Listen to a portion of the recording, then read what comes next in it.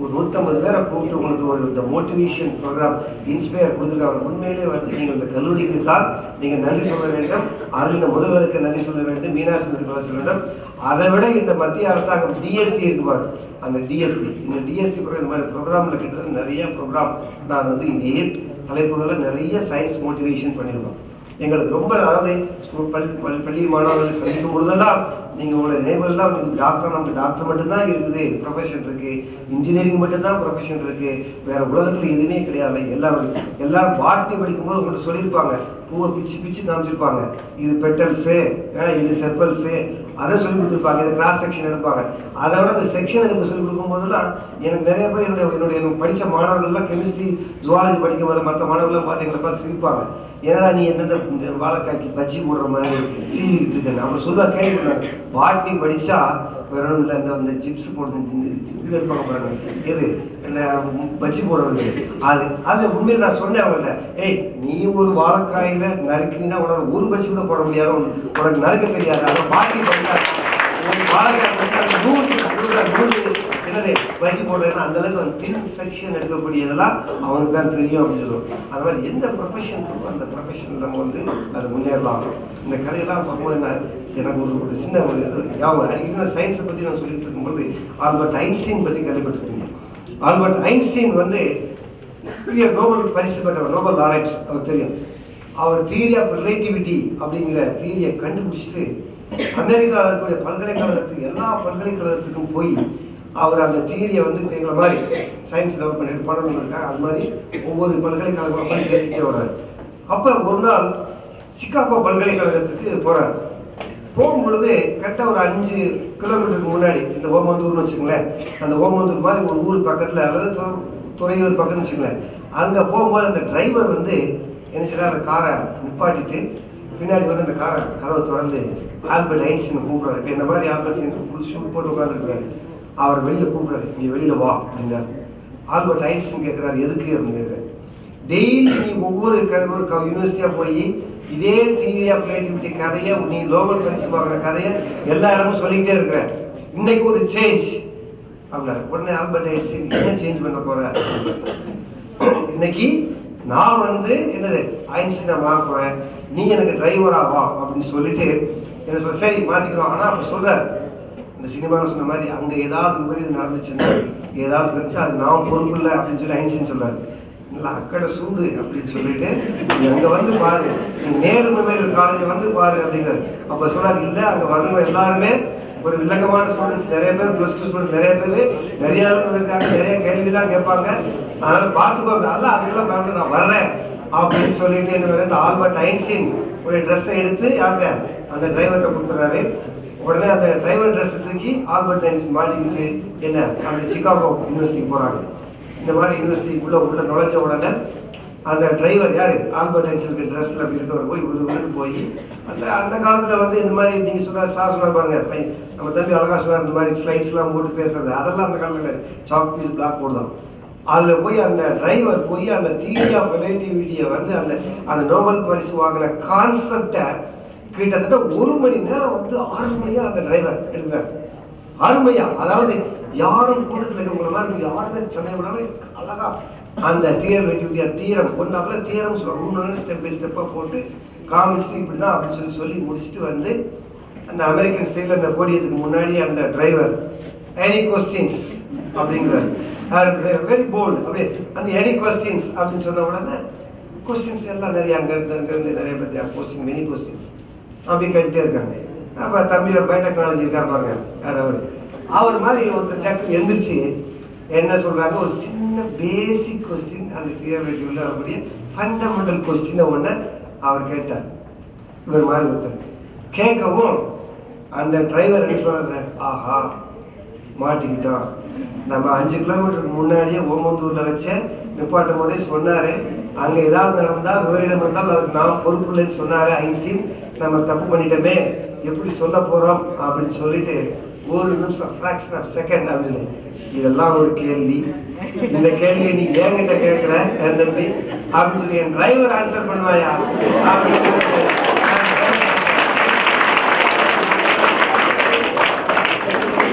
யாரு டிரைவர் யாரு, அந்த ஐன்ஸ்டீனை கூப்பிட்டு அப்படி தோல் மேல கையை போட்டு சொல்லுப்பா இதெல்லாம் ஒரு கேள்வி, இந்த பயோடெக்னாலஜிஸ்ட் நம்மள கேட்கிறாரு அப்படின்னு சொல்லி சொன்ன உடனே அந்த ஐன்ஸ்டீன் என்ன பண்றாரு, உடனே ரொம்ப கூலா உடனே திருப்பி அந்த சாக்பீஸ் எடுத்துட்டு போய் அவர் கேட்ட கேள்விக்கு பதில் சொல்லி முடிச்சுட்டு அந்த ஐன்ஸ்டீன் வந்து இந்த ஸ்டேஜுக்கு வந்துட்டு திருப்பி அதே போடினுக்கு வந்து அப்போ அந்த ஐன்ஸ்டீன் வந்து அவர் கேப் யார் டிரைவர் கேப்பில் இருக்கார் ஒயிட் அண்ட் ஒயிட் ட்ரெஸ்ஸில் அந்த கேப்பை கலட்டின உடனே அப்போ எல்லாரும் பார்த்து ஐன்ஸ்டீன் நீங்கள் பிக்சரில் பார்த்துருப்பீங்க, அதில் ஒரு நல்ல ஹேர் நல்லா ரோல் ஹேர் கேடி ரோல் ஹேர் பின்னாடி வேண்டாம் அப்படி அதை பார்த்தோன்னா அதுக்கு பிறகு ஐன்ஸ்டீன் அப்புறம் இவர் யாரு என்ன அப்படின்னு சொல்லிட்டு அதுக்கு பிறகு கழிட்டு அப்போ வந்து ஐன்ஸ்டீன் சொல்றாரு. அப்போ தான் வந்து சொல்றாரு, இன்னைக்கு தான் நான் வந்து வாழ்க்கையிலே நான் பிறந்ததுக்குரிய பிறவி பயனை இன்றுதான் நான் அடைந்தேன் அப்படின்றது அது ஐன்ஸ்டீன் சொல்றாரு.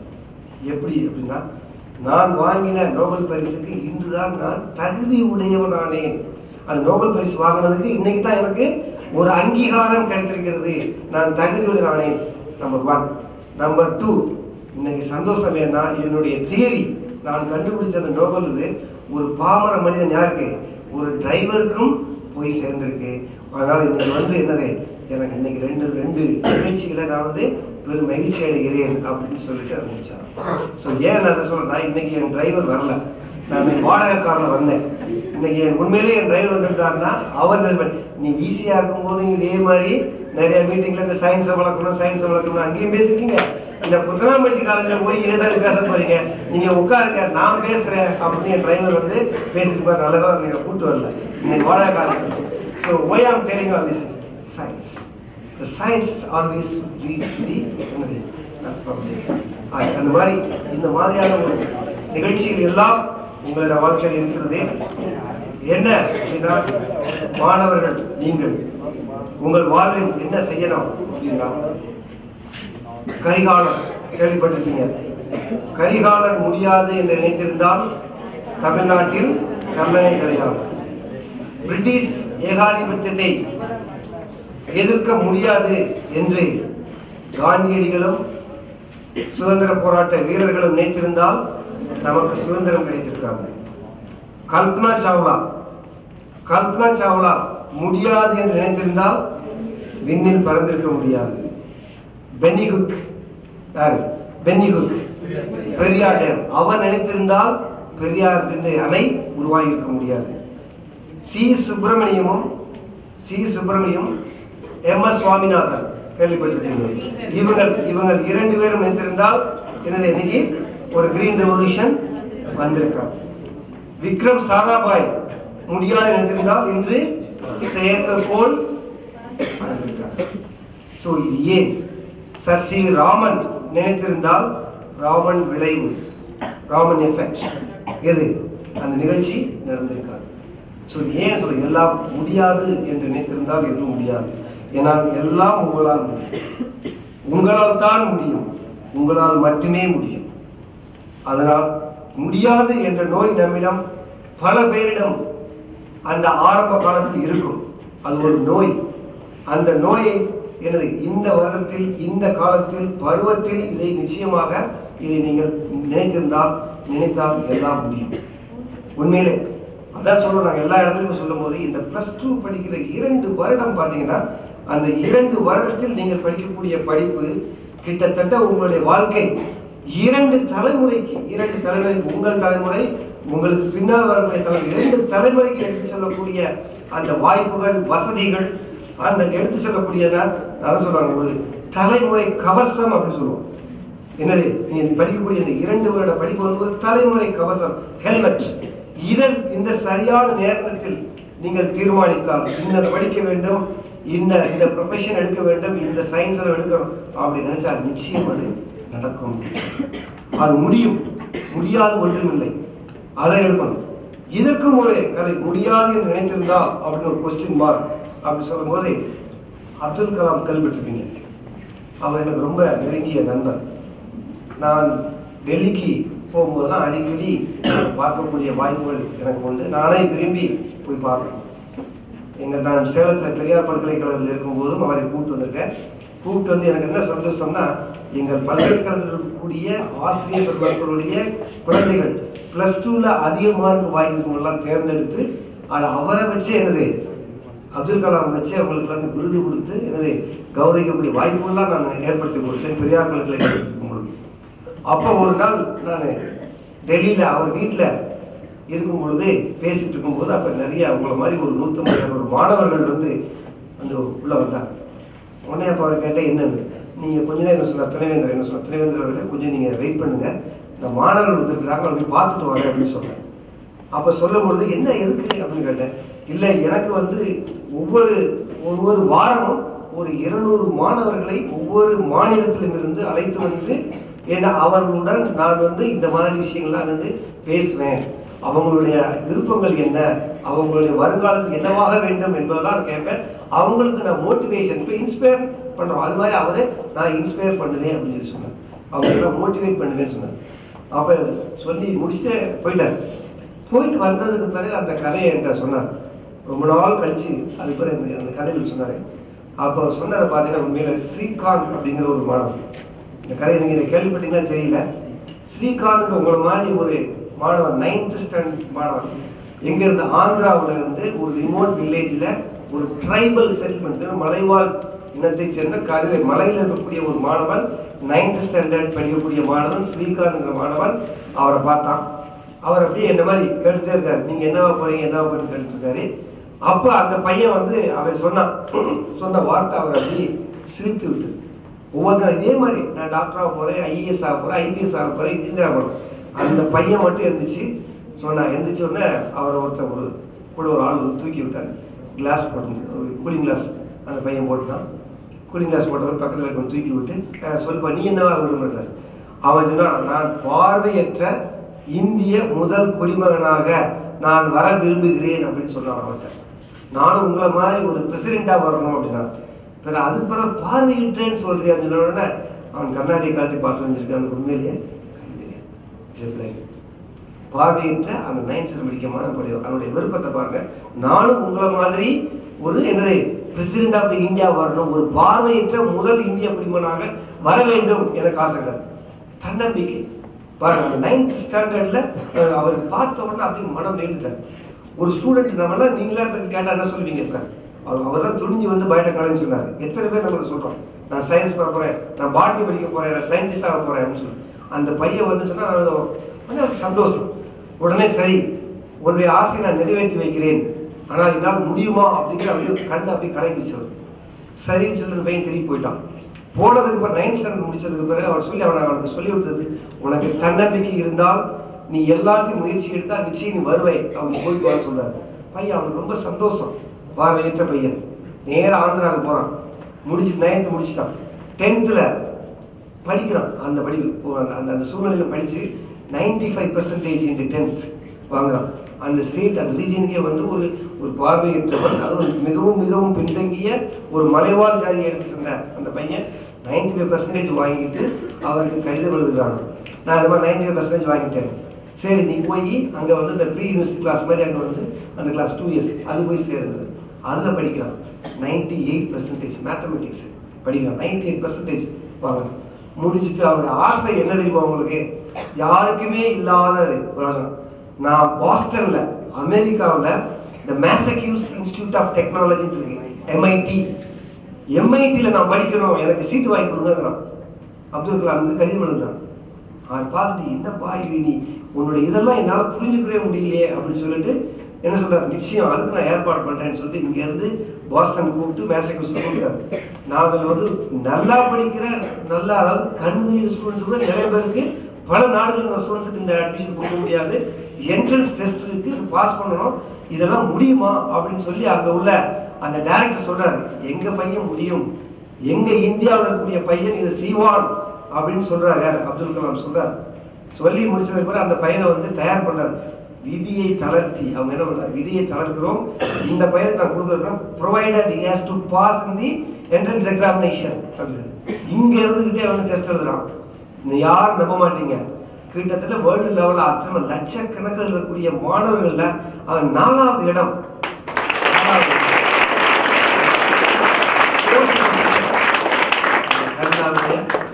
பாருங்க எவ்வளவு அவருடைய முயற்சி. உடனே இங்கேருந்து மேசக்யூஸ் போயிட்டான். மேசக்யூஸ் போயிட்டு அங்கே போய் படிக்கிறான். படிச்சுட்டு இருக்கும் பொழுதே ஹைதராபாத்ல இருந்து ஒரு பெரிய லீடிங் அந்த கார்பரேட் செக்டார்ல இருந்து அவனுக்கு ஒரு அழைப்பு அனுப்புறாங்க. நீ 4 வருஷம் முடிக்க போற, நீ இந்தியாவுக்கு போ, இந்த ஹைதராபாத்ல உனக்கு நாங்கள் வேலை போட்டு தர்றோம் அப்படின்னு சொல்லி அவனுக்கு என்ன பண்ணி கடிதம் எழுதுறாரு அந்த மேனேஜிங் டைரக்டர் ஆஃப் தி அந்த கார்பரேட் செக்டார். நம்ம டாடா கன்சல்டன்சிலாம் இல்லை, அந்த மாதிரி ஒரு பெரிய ஜெனரல். அதுக்கு அந்த பையன் அங்கேருந்து எழுதுறானோ, எனக்கு ஆசையே வந்து என்னது, நான் வந்து எது அந்த பதவி கொடுப்பதாக இருந்தால் எனக்கு கடிதம் எழுதுங்கள், இல்லாட்ட கடிதம் எழுதுவதாக நான் வேலை திருப்பதில்லை. அப்போ அவருடைய தன்னம்பிக்கை பாருங்க. ஸோ இது எதை காட்டுகிறது என்றால், நீங்கள் நினைத்தால் முடியாது, அந்த பையன் வந்து முடியாது என்றால் நீங்க நினைப்பா ஒரு மலைவாழ் இடத்துல அது மாடு மேய்க்க கூட முடியாது. உங்களுக்கு தெரியும், கண் இல்லை, அவன் எதை பண்ண முடியும், எதை பார்வை இல்லாதவை எதை செய்ய முடியும், முடிஞ்சது.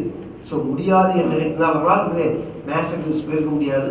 அங்கே இப்போ இன்னைக்கு அவன் நவ் இஸ் இன் யூஎஸ் ஒரு டாப் கம்பெனியில் அங்கே வந்து ஒர்க் பண்ணிட்டு இருக்காங்க. லட்சக்கணக்கில் இன்னைக்கு சம்பளம் வாங்கக்கூடியதெல்லாம் வேலை பார்த்துட்டு இருக்கான். ஸோ வயசு கம்மி. உங்களுக்கு தெரியும், ஒரு ஜனாதிபதியாக வேண்டும் என்றால் தகுதி இருக்கிறது. 55 வயது நிரம்பி இருக்க வேண்டும். இத்தனை பாராளுமன்ற உறுப்பினர்கள் வந்து கையொப்பமிடவில்லை, அந்த கணக்கெல்லாம் இருக்கு. பட் இருந்தாலும் அது வேற, அது ரூல். பட் அவருடைய எண்ணம் அவருடைய இருக்கக்கூடிய நெஞ்சில் இருக்கக்கூடிய அந்த இயற்கையான எண்ணம், அதுதான் தட் இஸ் முடியாது. Impossible, whenever impossible it is possible, you can make it as possible அப்படின்னு சொல்றாங்க. ஸோ அந்த அளவுக்கு வந்து இந்த விஷயங்கள் எல்லாம் வந்து மாணவர்கள் இதில் அவர்கள் முடியாதுன்னு தான் படிக்க முடியும்.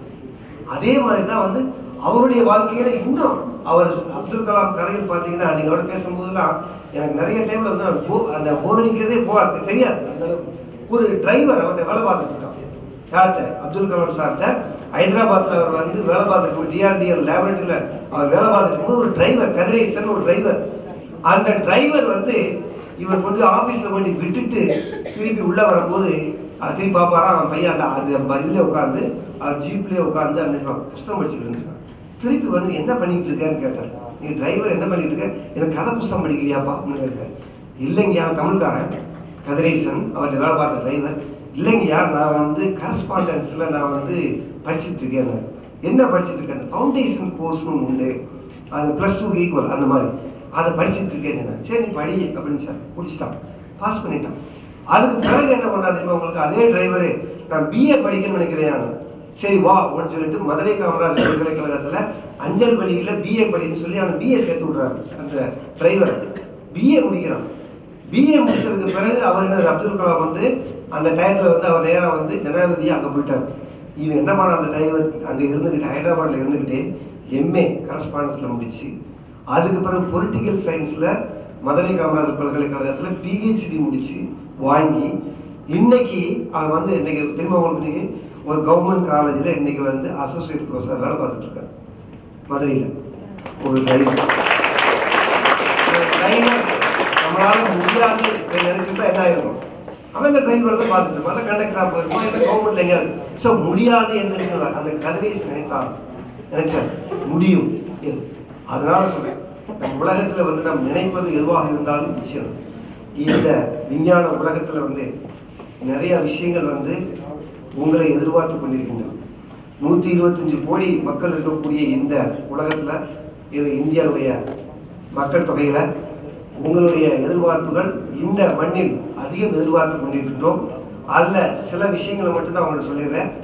அதுல முக்கியமானது என்னன்னா, இன்னைக்கு அறிவியல் சார்ந்த உலகத்தில் நமக்கு நிறைய விஞ்ஞானிகள், அறிவியல் அறிஞர்கள் தேவைப்படுகிறார்கள். அது ஒன்று எனர்ஜி. உங்களுக்கு தான் தெரியாது, கிட்டத்தட்ட நிலக்கரி இந்த மண்ணில வந்து இந்த உலகத்துல இந்த 120 வருஷத்துக்கு தான் இருக்க போகுது. 120 வருஷத்துக்கு இருக்க போகுது. அதுக்கு பிறகு 120 வருஷத்துக்கு பிறகு உங்களுடைய குழந்தைகளுக்கு, ஏன் உங்களுக்கு கூட நிலக்கரி பின்னாலே வந்து இந்த எலக்ட்ரிசிட்டி எங்கிருந்து வருது? தெர்மல் பவர் ஸ்டேஷன்ல இருந்து எலக்ட்ரிசிட்டி ஜென்ரேட் ஆகுது. கோலை வந்து எரிச்சு அதுல இருந்து வரக்கூடிய ஸ்டீமை கொண்டு வந்து பாயில் பண்ணி அதான் எலக்ட்ரிசிட்டி ஜென்ரேட் பண்ணிட்டு இருக்கோம். அதற்கு என்ன கேள்விக்குறி வருது? இன்னும் 120 வருடத்தில் petrol, diesel, oil products will be in the world another 40 years. இன்னும் ஒரு 40 வருஷத்துக்கு தான் பெட்ரோல், டீசல் மண்ணெண்ணெய் இருக்க போகுது. அதுக்கு பிறகு ஒரு கேள்வி, இயற்கை வளங்கள், நேச்சுரல் ரிசோர்சஸ், ஃபாரஸ்ட். ஒரு காலத்தில் சுதந்திரம் வாங்கும் போது 33 விழுக்காடு இருந்தது, இன்னைக்கு 23 விழுக்காடு தான் இருக்கு, 25%. 10% போயிடுச்சு, ஃபாரஸ்ட் கிடையாது. பேசிக் ஃபயர்வுட் அப்படின்னா நமக்கு வில்லேஜில் இந்தியாவோட population 70% population rural area, where they go for the firewood. So எல்லாம் பார்த்தீங்கன்னா எனர்ஜி அப்படின்னு சொல்லலாம், எல்லாத்துக்கும் இன்னைக்கு இந்த குறைஞ்ச காலத்தில் வந்து எல்லாமே வந்து கேள்விப்படும். ஸோ நமக்கு எலக்ட்ரிசிட்டி நம்ம பார்த்துக்கிட்டோம், எல்லாம் அக்யூட் பவர் ஷார்ட்டேஜ் எல்லாம் இன்னைக்கு பகல் போல எல்லாம் இருக்குது இன்னைக்கு. பட் எவ்வளோ நாளைக்கு நமக்கு தெரியும், கொஞ்ச நாளாக ஒரு 2 வருஷமா பார்த்துருப்பீங்க, power is a very serious problem. அதுக்கு தான் ஆல்டர்னேட்டிவ் வேணும் அப்படின்னு we are introducing the solar technology. Solar technology வேணும் அப்படின்னு சொல்லி சோலார்ல இருக்கக்கூடிய அந்த சோலார் டெக்னாலஜியில அந்த போட்டோவால்டிக் செல்ஸ், இந்த solar photovoltaic cells, polycrystalline cells, அந்த செல்ஸை வச்சு என்னது மேல இருந்து என்னது சன்ல இருந்து ரேடியேஷன் அப்படியே அப்சர்வ் பண்ணி இன்னைக்கு அது என்னது எலக்ட்ரிக்கல் எனர்ஜியை மாற்றி நம்ம யூஸ் பண்ணிக்கிட்டு இருக்கோம். அந்த டெக்னாலஜி வந்திருக்கு. But these polycrystalline cells are imported from foreign, வெளிநாட்டுல இருந்து கொண்டு வந்து அந்த செல்ஸ் கொண்டுருக்கோம். அதை வச்சு இன்னைக்கு எஃபிஷியண்டா இன்னைக்கு ஒர்க் பண்ணிட்டு இருக்கோம் எலக்ட்ரிக் ஜெனரேட் பண்றதுக்கு. This will be the source for next generation. So இந்த ரிசர்ச்ல வந்து நமக்கு ஆள்கள் இல்லை. அந்த பாலிகிறிஸ்டலைன் செல்ஸ் வந்து இன்னைக்கு வெளிநாட்டுல இருந்து கொண்டு அந்த செல்லுடைய காஸ்ட் சாதாரண உங்களுக்கு ஒரு யூனிட்னு சொல்லுவோம். ஒரு மின்சாரத்தை வந்து ஒரு யூனிட் வீட்டில் சொல்லுவாங்க 1 கிலோவாட் ஹவர் அப்படின்னு சொல்ல அந்த இடம். அந்த ஒரு யூனிட்டை ஜென்ரேட் பண்ணுறதுக்கு இன்னைக்கு வந்து பார்த்தீங்கன்னா 5 ரூபா 50 பைசா ஆகுது. 5 ரூபா 50 பைசா ஆகுது. பட் இது வந்து கவர்மெண்ட் சப்சிடிஸ் ரேட்ல நமக்கு 4 ரூபா 10 பைசா கொடுத்துட்டு இருக்காங்க. பட் இருந்தாலும் இது வரக்கூடிய காலகட்டத்தில் இது எதுவுமே கோல் இல்லை, ஆயில் இல்லை, டீசல் இல்லை, விறகு இல்லை, மழையும் இல்லை என்றால் இந்த எனர்ஜி எப்படி கிடைக்க போகுது? அதுக்கு சோர்ஸ் தான் சோலார் போட்டோவால்டிக் டெக்னாலஜி. இந்த டெக்னாலஜியை ஒர்க் பண்றதுக்கு நிறைய சயின்டிஸ்ட் யாரு இப்ப வருங்காலத்துல வந்து அந்த பாலிகிறிஸ்டல் செல்ஸுக்கு பதிலாக யாராவது ஆல்டர்னேட்டிவா யாராவது செல் கண்டுபிடிச்சு